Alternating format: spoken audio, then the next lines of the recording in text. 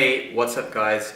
In today's video I'm going to be talking about high ticket versus low ticket products for dropshipping in 2019. I'm going to give you a step-by-step breakdown on pros, cons of both, and why I think that you should be doing one over the other, and why myself and many of the successful dropshippers you see are more than likely doing the one versus the other, and that's how they're making 6- and 7-figure stores continuously. So I don't want to waste any more time. Let's just dive right into it.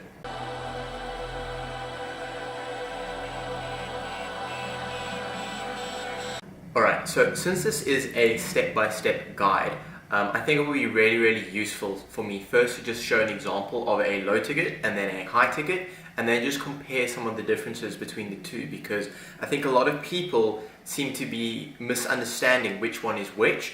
And then even how the whole structure of e-commerce actually works in 2019. Alright, so just to dive into it, first off I'm going to start with an example of a low ticket product. Alright, now this is a product that I found on AliExpress.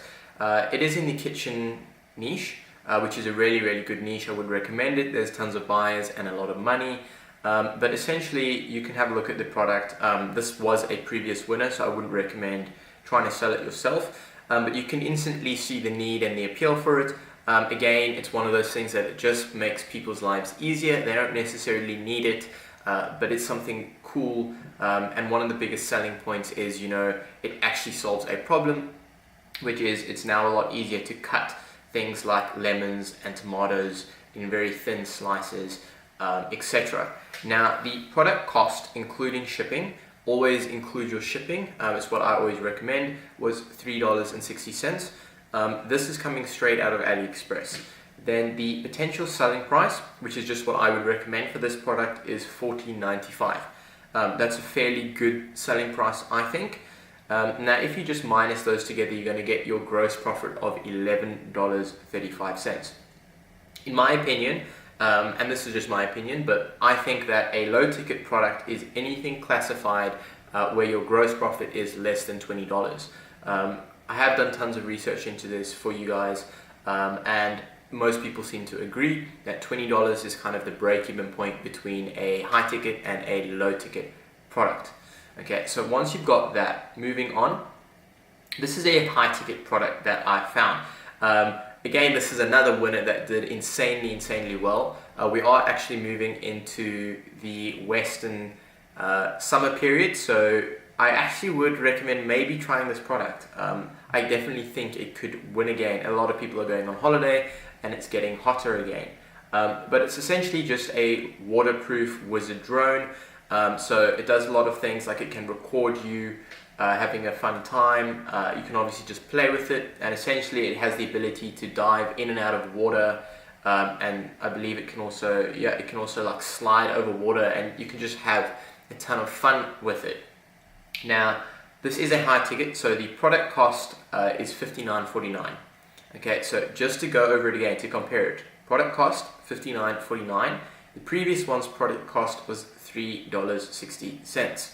Okay, very big difference. Now the potential selling price for this, I think I would sell it at $149.95. That leaves you with a gross profit of $90.46.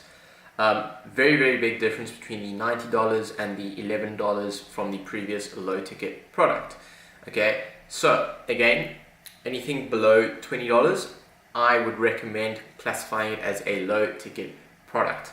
Now, in the next slide, I'm going to go over breaking down of a profitable product and which one I think you should recommend, but I don't want to waste much of your time. I'm going to go straight out and just say that I would never, at this point, recommend selling low ticket products in 2019. However, I do want to just make a point, and it's something that I always recommend. You use low ticket products to upsell on top of high ticket products. So for example, I didn't have it here, but I'm sure you could find some form of low ticket water tool that you can use to equip the drone, or some of those floatable, inflatable little surfing things and stuff. Anything that you can have fun on the water with, you can always upsell on top of this drone. You could probably say, hey, this drone's going to capture this amazing scene, but to make the scene even better, if you had one of these, you could have much more fun. Something like that. So straight off, I think high ticket is the only way to go, but low ticket are the best for upselling. Now, this is the important slide of this. It's the breakdown of what is a profitable product. Okay, now, profitable products are winning products. It's the same thing. There's a ton of stuff here, and I'm going to go through each one by itself. But I would really recommend you just taking a screenshot of this and just putting it somewhere, put it on your wall if you want. But whenever you go through product selection and you think you have a winner, before you actually run ads to it, just have a look at this and just reevaluate. Okay, is this actually worth me even testing? Because I see a lot of people trying to sell very weird products which just are not going to go viral, and even if you are getting it to sell, it's not going to make profit. And I think a lot of people seem to think that your profit is your selling price minus your cost price, meaning your gross profit. So for here, most people think that your profit would be $90 and $11. And it's a common, I think, perception that, okay, if I sell 10 of these, I'm going to make $110. Not bad. But I think this is very important. Your profit is actually the selling price minus your cost price plus your ad cost, which will always be the most expensive. So the biggest thing about dropshipping is really just making sure that your ad cost is in line to make a profit. And then your store cost, which is your $29.99 Shopify fee, plus your apps and whatever else you have running on your store. Okay, so I think a lot of people, when I say this, they hear me, but they don't actually think about it when they're just diving into it. So please remember that. Now, a good profitable product has good profit margins. Now, you guys know, if you subscribed and watching some of the videos in my channel, I recommend just using a 3x pricing rule. So just take your product cost and just multiply it by 3, unless it gives you some very random number, and then just kind of work off that. So that's what I would recommend. Now, Facebook ads are purely based on your break-even point. I see a lot of people when they're running Facebook ads kind of swapping between, what am I looking for and what's happening. This is the most important thing, your break-even point, which is essentially just this. Your gross profit is your break-even point. So if I spend $90 to get one person to buy this product, I am breaking even. Now, I know there's store costs and app costs, but let's just forget about that for now. And for this one, if I spend $11, I am making a break even. Now, this is a little bit off the topic, but let's just talk about Facebook ads.